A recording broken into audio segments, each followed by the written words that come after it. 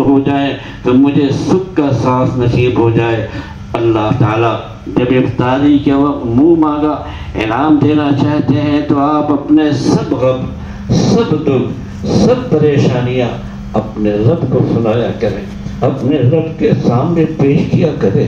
سارا سال جو تم دوسروں کے سامنے دکھڑے روتی ہیں، خاوند اچھا سلوک نہیں کرتا، توجہ نہیں دیتا، شوہر کی نظر باہر کسی طرف ہے، اگر یہ سارے ٹکڑے آپ نے سارا سال مخلوق کے سامنے کرنے ہیں تو مخلوق تو ساری محتاج ہے۔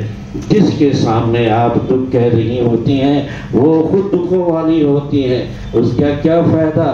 اب آپ اپنے اس دکھ اس پروردگار کے سامنے کہیں جو سب کے دکھوں کو دور کرنے والا ہے اور سب کی مشکلات اور پریشانیوں کو حل کرنے والا ہے۔ لہذا افطاری کے وقت میں آپ اپنی زندگی اور آخرت کی بہتری کے لیے خوب دل کھول کر کے دعا مانگا کریں۔ ایک آدمی نے کہا کہ اللہ مجھے آپ اتنے $1,000,000 عطا کر دیجیے، تو سننے والے نے کہا اتنے زیادہ؟ تو اس نے کہا بھائی آپ سے نہیں مانگا ہے، پروردگار سے مانگا ہے۔ تو یہ دعا جو آپ مانگیں گے کسی بندے سے نہیں مانگ رہی ہیں، بندوں کے پروردگار سے مانگ رہی ہیں۔ جس ذات نے کہا ہے میرے ہاتھ میں زمین و آسمان کے خزانے ہیں، اب جب اس سے مانگیں گی آپ محسوس کریں گی کہ مانگنے والی کا دامن چھوٹا ہے اور پروردگار کا دینا اس سے بہت زیادہ ہے۔ ٹوٹے رشتے وہ جوڑ دیتا ہے، بات رب پہ جو چھوڑ دیتا ہے اس کے جود و کرم کا کیا کہنا، لاکھ مانگو وہ کروڑ دیتا ہے۔ وہ پروردگار تو ہمارے مانگنے سے بڑھ کر ہمیں عطا فرماتا ہے۔ نبی اکرم صلی اللہ علیہ وسلم نے فرمایا روزے دار کے لیے 2 خوشیاں ہوتی ہیں، فرحۃ عند الافطار، ایک تو جب روزہ دار افطار کرتا ہے تو اس وقت اس کو خوشی ہوتی ہے، اس وقت کی دعائیں قبول ہوتی ہیں، اور دوسرے جب قیامت کے دن اللہ رب العزت سے ملے گا اس وقت بھی اس کو خوشی نصیب ہوگی۔ کیوں خوشی ہوگی؟ اس لیے کہ اللہ رب العزت اس کا استقبال فرمائیں گے۔ چنانچہ حدیث پاک میں ہے کچھ لوگ ایسے ہوں گے کہ قیامت کے دن اللہ تعالیٰ کے سامنے کھڑے ہوں گے، یہ اللہ تعالیٰ کو دیکھ کر مسکرائیں گے اور پروردگار ان کو دیکھ کر مسکرائے گا اور ان کا استقبال فرمائے گا۔ ذرا غور فرمائیں، رشتہ داروں میں کچھ ایسے بھی گھر ہوتے ہیں کہ وہ عورتیں آپ کے سامنے اچھا سلوک نہیں کرتی، اب خاوند آپ کو کہے کہ چلو اس گھر چلنا ہے تو آپ انکار کریں گی، آپ کہیں گے کہ مجھے تو وہاں نہیں جانا۔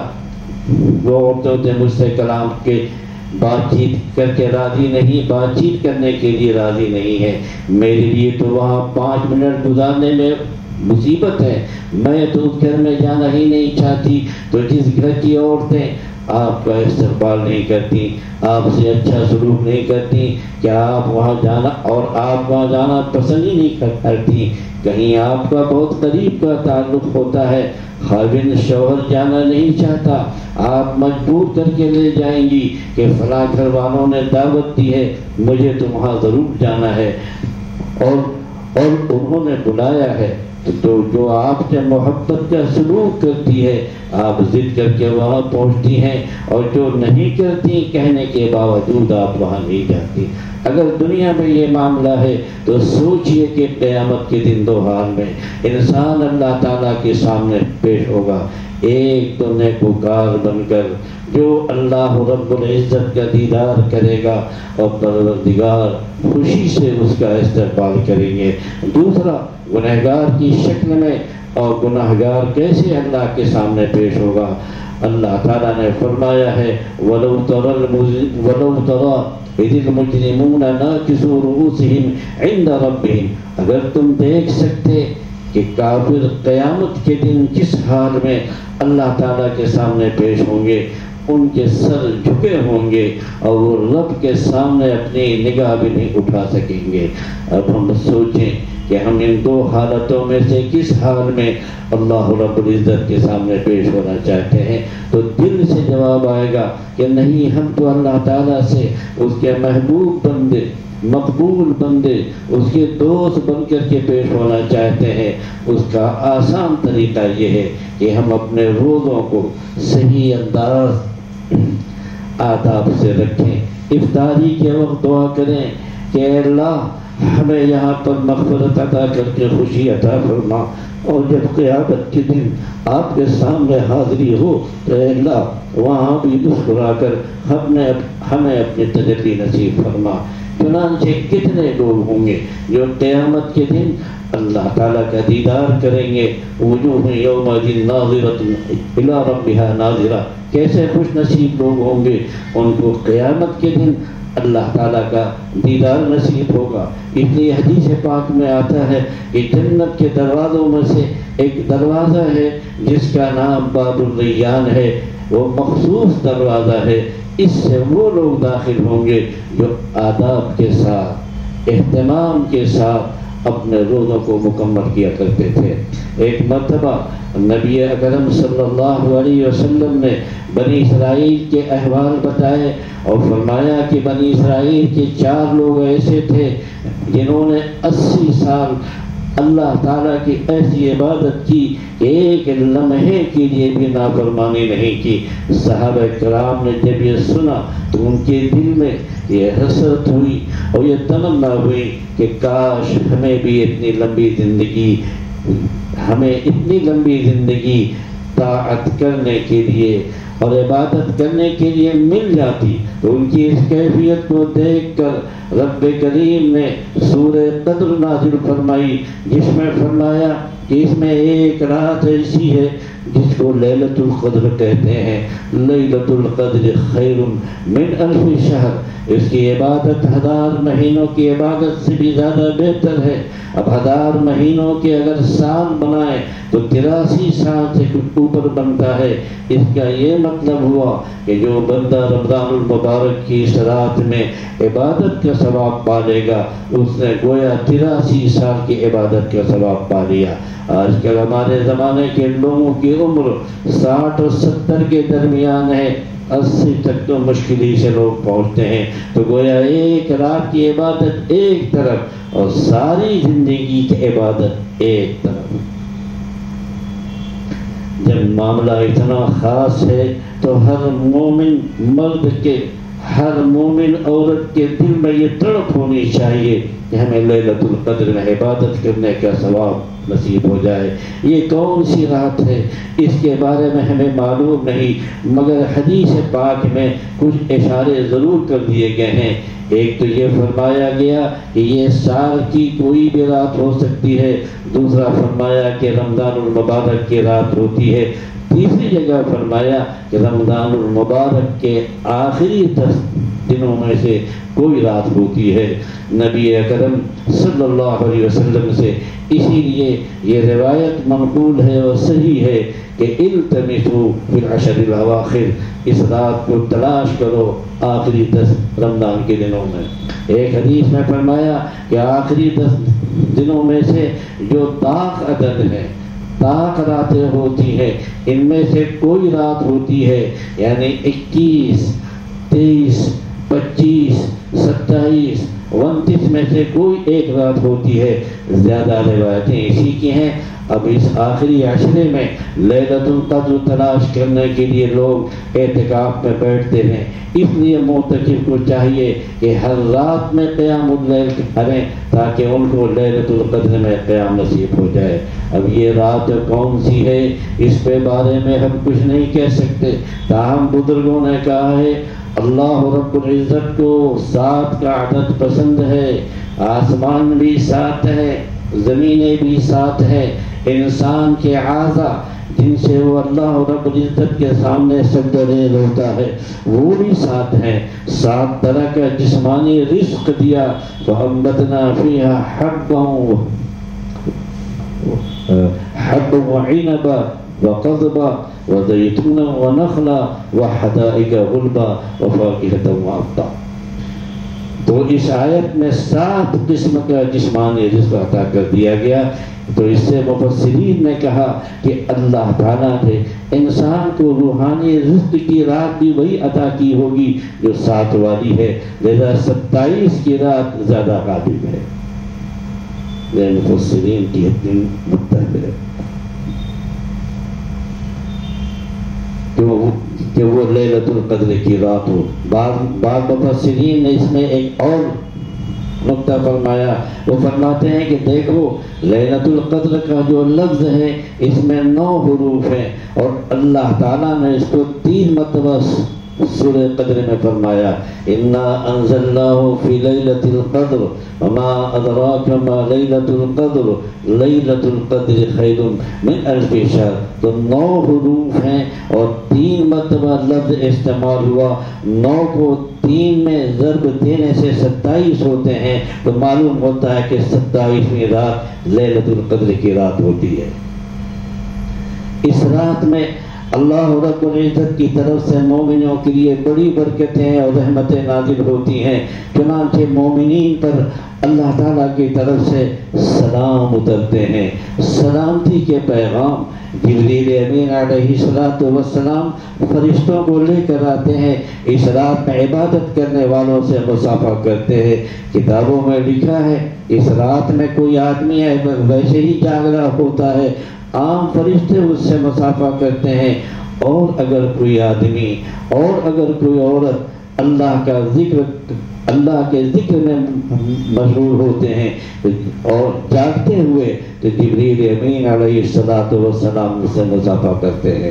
اور اگر کوئی آدمی نماز پڑھ رہا ہو تو اس نماز پڑھنے والے پر اللہ رب العزت سلام بھیجتے ہیں. یہ اس امت کی خوش نصیبی ہے کہ اس امت پر اللہ تعالیٰ کی طرف سے سلام بھیجے گئے، حالانکہ اولو العزم انبیاء کو یہ نعمتیں نصیب ہوئی ہیں. دیکھیے سیدنا نوح علیہ السلام کے بارے میں اللہ تعالیٰ فرماتے ہیں سلام علی نوح فی العالمین. سیدنا ابراہیم علیہ السلام کے بارے میں فرمایا سلام علی ابراہیم. اس طرح موسیٰ علیہ السلام پر حضرت عیسیٰ علیہ السلام پر سلام بھیجے گئے. خود سیدنا عیسیٰ علیہ السلام نے فرمایا والسلام علی یوم ولدت ویوم اموت ویوم ابعث حیا. اللہ تعالیٰ نے نبی اکرم صلی اللہ علیہ وسلم پر سلام بھیجے. تو یہ وہ نعمتیں تھیں جو اللہ تعالیٰ نے اپنے انبیاء کو عطا فرمائیں. لیکن نبی اکرم صلی اللہ علیہ وسلم نے اس امت کے لیے اتنی دعائیں کی ہیں، اتنی دعائیں کی کہ اس گنہگار امت پر بھی سلام بھیجا. تنزل الملائکہ والروح فیہا بإذن ربہم من کل امر سلام. دیکھیے اس گنہگار امت پر بھی اللہ تعالیٰ کی طرف سے سلامتی نازل ہو رہی ہے. لہذا پتہ چلا کہ اللہ تعالیٰ اس امت کو نعمتیں عطا فرمانا چاہتے ہیں، اس امت کا اکرام کرنا چاہتے ہیں. چنانچہ اس امت کو بھی اللہ تعالیٰ نے وہی نعمت دے دیا جو پہلے وقت کے انبیاء کو ملا کرتا تھا. حدیث پاک میں آتا ہے کہ جب وہ رات آتی ہے تو جبریل علیہ السلام 4 جھنڈے لے کر کے اترتے ہیں. ایک جھنڈا جس کو لوائے رحمت کہتے ہیں، رحمت کا جھنڈا، اس کو بیت اللہ پر نصب کر دیتے ہیں. ایک کو لوائے مغفرت کہتے ہیں، مغفرت کا جھنڈا، اس کو مسجد نبی پر لگا دیتے ہیں. ایک لوائے کرامت ہے، اس کو بیت المقدس پر لگا دیتے ہیں. اس کو لوائے حمد ہے، اس کو زمین و آسمان کے درمیان نصب کر دیتے ہیں. پھر اس امت محمدیہ کے وہ لوگ اس رات میں بیٹھے ہوئے دعائیں کرتے ہیں، یہ فرشتے ان کی دعاؤں پر آمین کہتے ہیں.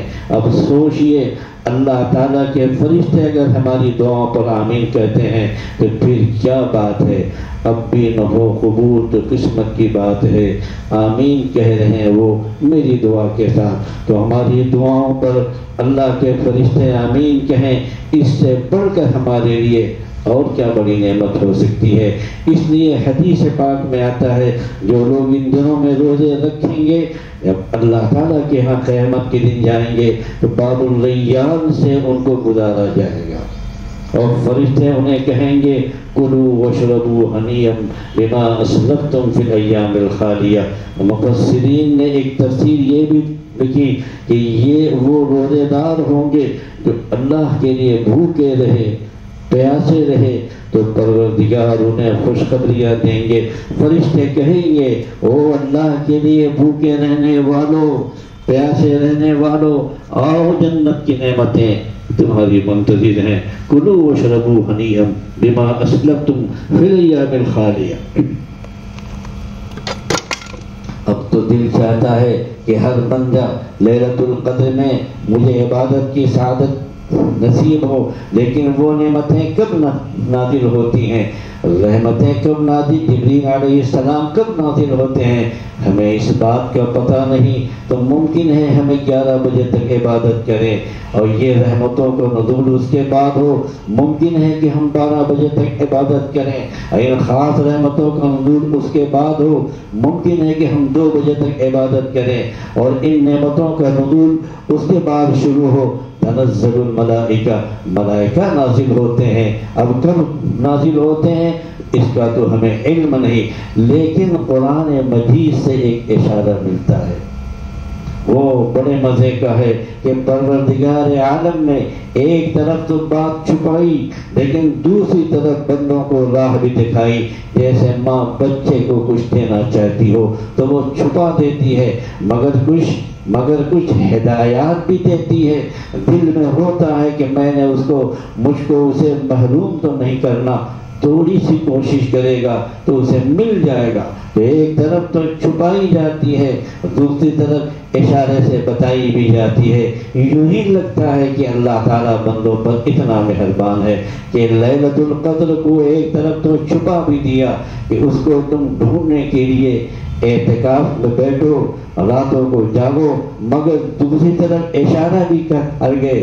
پروردگار نے یہ بتایا کہ جب وہ فرشتے نازل ہوتے ہیں تو یہ حتی مطلع الفجر، وہ برکتیں طلوع فجر تک نازل ہوتی رہتی ہیں۔ اب ہمیں یہ تو پتہ نہیں ہے کہ وہ کس رات میں کس کو شروع ہوں گی، لیکن اتنا پتہ ہے کہ جو رات بھی ہوگی اور جب بھی اس میں وہ رحمتیں نازل ہوں گی تو وہ رحمتیں سحری کا وقت ختم ہونے تک جاری رہیں گی۔ اب یہاں سے ہمیں ایک نقطہ مل گیا کہ اگر ہم روزہ رکھنے کی وقت ختم ہونے سے 1 گھنٹہ پہلے اٹھ جائیں، اس میں ہم آدھا گھنٹہ اپنا روزہ رکھنے میں لگا لیں، کھانے پینے میں استعمال کرنے، اور جو آخری آدھا گھنٹہ ہے اگر ہم اس کو اللہ تعالیٰ کی عبادت میں، ذکر میں، تلاوت میں، دعائیں مانگنے میں لگا دیں تو جب بھی رمضان کی رات ہوگی، کیونکہ اس کی رحمتیں مطلع فجر تک رہتی ہیں، جو آخری وقت ہوتا ہے کھانے کا پینے کا، اس وقت تک رحمتیں نازل ہوتی ہیں۔ تو گویا اس آخری گھنٹے میں رمضان کے 30 دن میں جو طاعت وہ عورت کر لے گی اس کو لیلۃ المبارک کی ان خاص رحمتوں کے وقت میں عبادت کا اجر نصیب ہو جائے گا انشاءاللہ العزیز۔ عام طور پر آپ دیکھیں کہ شیطان اور نفس اتنے مکار ہیں کہ بس ایسی نیند طاری کر دیتے ہیں۔ مردوں کو عورتیں کہیں گی کہ اٹھیے اٹھیے، اچھا اٹھتا ہوں، کوئی آدھا گھنٹہ پہلے اٹھے گا، کوئی 15 منٹ پہلے اٹھے گا، کوئی 10 منٹ پہلے اٹھے گا، کوئی پانی کا گھونٹ پی کر ہے گا کہ چلو روزہ رکھ لیا۔ نبی اکرم صلی اللہ علیہ وسلم نے فرمایا ہمارے اور اہل کتاب کے روزوں میں فرق یہ ہے کہ وہ بغیر سحری کے روزہ رکھتے تھے اور ہم لوگ سحری کے ساتھ روزہ رکھتے ہیں۔ ایک تو وہ کھانا ویسی عبادت کا کھانا ہے، دوسرے اس وقت اللہ تعالیٰ کی خاص رحمتیں نازل ہوتی ہیں۔ لہذا عورتوں کو چاہیے کہ افطاری کے وقت کی قدر کریں، سحری کا جو آدھا گھنٹہ ہے اس کی بھی قدر کریں۔ جن کو بھی کھانا کھانا ہے ان کا کھانا 1 گھنٹہ پہلے آپ دسترخوان پر رکھ دیجئے کہ اب اس کو جب کھانا ہو کھائے، آپ اپنے آخری گھنٹے میں مصلی پر آ جائیں۔ حضرت عائشہ ام المومنین رضی اللہ تعالیٰ عنہ سے نے پوچھا کہ اے اللہ کے نبی اگر میں لیلۃ القدر کو پاؤں تو کیا دعا مانگوں؟ تو دیکھیے امت پر ان کا کتنا بڑا احسان ہے۔ نبی اکرم صلی اللہ علیہ وسلم نے فرمایا کہ اگر تم لیلۃ القدر کو پاؤ تو عائشہ یہ دعا مانگنا، اللہم انک عفو تحب العفو فاعف عنی، اے اللہ آپ تو معاف کرنے والے ہیں، معافی کو پسند کرتے ہیں، مجھے معاف کر دیجیے۔ یہ اتنی پیاری دعا ہے کہ آپ اس کو اس وقت کئی مرتبہ مانگ سکتی ہیں۔ اس آخری وقت میں کچھ استغفار کی تسبیح پڑھ لی، درود پاک پڑھ لیا، کلمہ طیبہ پڑھ لیا، لا الہ الا انت سبحانک انی کنت من الظالمین، چند مرتبہ یہ پڑھ لیا، یہ دعائیں مانگ لی، اس کے بعد ویسے بیٹھ کر اللہ سے دعائیں مانگ لی۔ یہ تو روزانے کا آدھا گھنٹہ 15 منٹ اس کو آپ مصلی پر گزار دیں گے، اس کی آپ عادت بنا لیں، یقیناً آپ کو لیلۃ القدر کی طاعت کا اجر نصیب ہوگا۔ ہمیں ہر سال رمضان المبارک کے بعد کتنے مردوں عورتوں کے خطوط لکھتے ہیں، وہ لکھتے ہیں کہ ہم نے رمضان میں افطاری کے وقت دعاؤں کا اہتمام کیا، سحری کے وقت دعاؤں کا اہتمام کیا، ہماری یہ دعائیں بھی قبول ہوئیں، یہ بھی قبول ہوئیں، اللہ تعالیٰ نے میری مرادیں پوری کر دی۔ سینکڑوں واقعات شاہد ہیں کہ ہم نے ان وقتوں میں دعائیں مانگی اور پروردگار نے ان کو قبول کر لیا۔ اس بات کو ذہن میں رکھنا کہ آپ جس حال میں بھی ہیں، اس حال میں اللہ رب العزت کے محتاج ہیں، یہ نقطہ بھی کھولنا ضروری ہے۔ اس بات کو ذہن میں رکھیے کہ آپ جس حال میں بھی ہیں، اس حال میں اللہ رب العزت کے محتاج ہیں، یہ نقطہ بھی بیان کرنا ضروری ہے۔ ایک خاتون نے خط میں لکھا، دل میں تو دعا مانگتی نہیں، صرف نمازیں پڑھتی ہوں۔ تو پوچھا کیوں؟ تو کہنے لگی اللہ تعالیٰ کا سب کچھ دیا ہوا ہے۔ اب وہ بیچاری یہ سمجھتی تھی کہ محبت کرنے والا خاوند مل گیا، اچھا گھر مل گیا، کاروبار مل گیا، اپنے مرضی کی اولاد بھی مل گئی، سب نعمتیں بھی مل گئیں، اب مجھے کچھ اور مانگنے کی کیا ضرورت ہے؟ یہ غلط فہمی ہے۔ انسان زندگی کے کسی حال میں بھی ہو وہ اللہ تعالیٰ کا محتاج ہے، یا تو وہ آدمی اللہ تعالیٰ کی نیکی والی زندگی گزار رہا ہوگا۔ لہذا اگر کوئی آدمی نیکی پرہیزگاری کی زندگی گزار رہا ہے تو وہ اس بات کا محتاج ہے کہ اپنے ان اعمال کے قبولیت کی دعا اللہ تعالیٰ سے مانگے۔ نیک عمل کر لینے سے تو کام نہیں ہو جاتا جب تک وہ اللہ کے ہاں قبول نہ ہو۔ تو جو آدمی نیکی کے حال میں ہے وہ اللہ تعالیٰ سے اس نیکی کی قبولیت کی دعا مانگنے کا محتاج ہے۔ جو آدمی گناہوں میں پھنسا ہوا ہے وہ اللہ تعالیٰ سے توبہ کی بھیک مانگنے کا محتاج ہے۔ اے اللہ مجھے ان گناہوں سے توبہ کی توفیق عطا فرما۔ کوئی آدمی اگر خوشحالی کی کیفیت میں ہے، کھلا رزق ہے، عزتیں ہیں، خوشیاں ہیں، اللہ تعالیٰ کا شکر ادا کرنے کا محتاج ہے۔ اس لیے اگر شکر کریں گے تو اللہ تعالیٰ ان نعمتوں کو سلامت رکھیں گے، ان نعمتوں کو سلامت رکھیں گے، بڑھائیں گے۔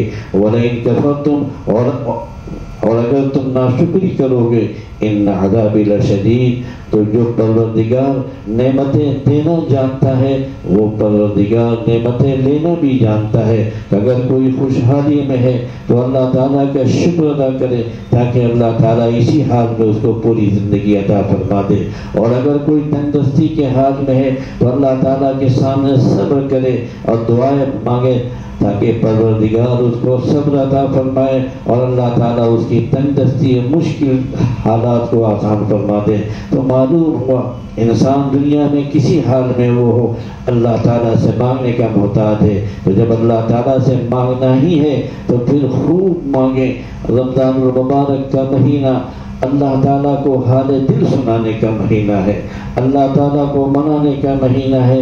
اس مہینے میں اللہ تعالیٰ کو خوب منا دیجیے، دعائیں مانگیے، لمبے لمبے سجدے کیجیے، اللہ تعالیٰ کے سامنے نمازیں پڑھیے اور تلاوت کے بعد مانگیے۔ مانگنا ہمارا کام ہے، پروردگار عطا فرما دیں گے، پروردگار کو دینا چاہتے ہیں۔